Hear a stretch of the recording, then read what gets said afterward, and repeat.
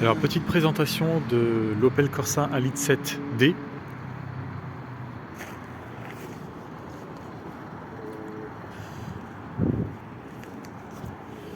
Hop.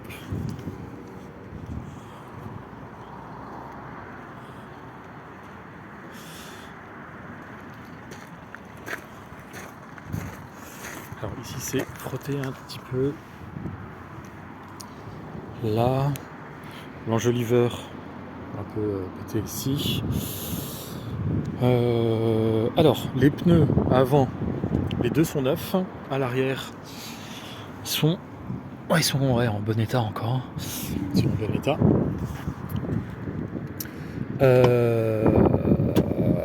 Alors, il n'y a pas de centralisation.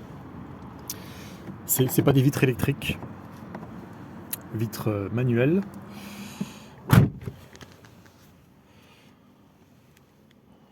Voilà. Ah, que dire d'autre? Ici, là, la petite attache là, au niveau du truc là pour baisser le. Il est cassé.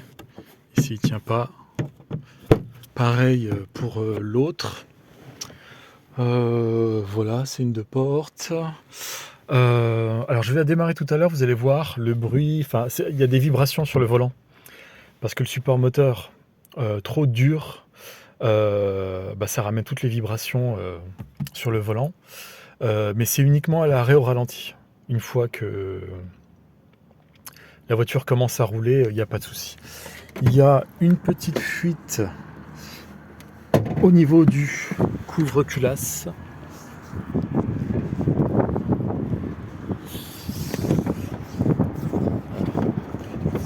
Hop. Ah.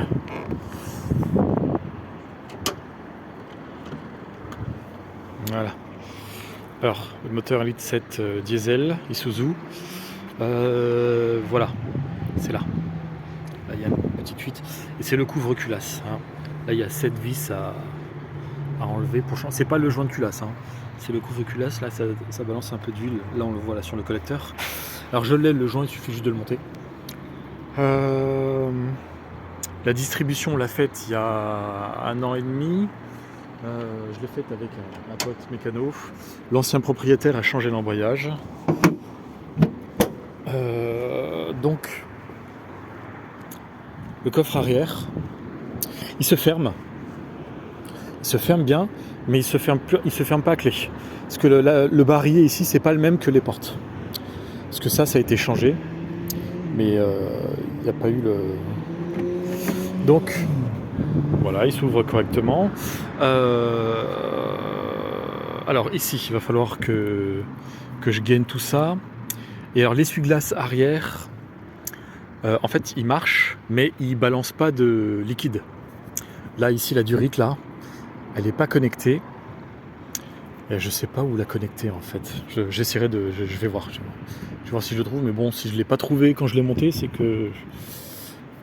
Bon. Alors, la petite plage arrière, elle est problématique parce que quand on la fixe sur... ici, là, quand on la fixe ici, là, quand on ouvre le truc, elle tombe tout le temps. Voilà. Ensuite, hop.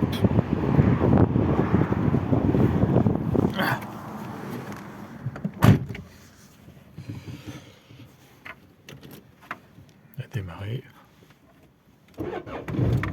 Voilà, elle démarre très bien. Donc, hop. Je sais pas si on le voit là ou si on l'entend.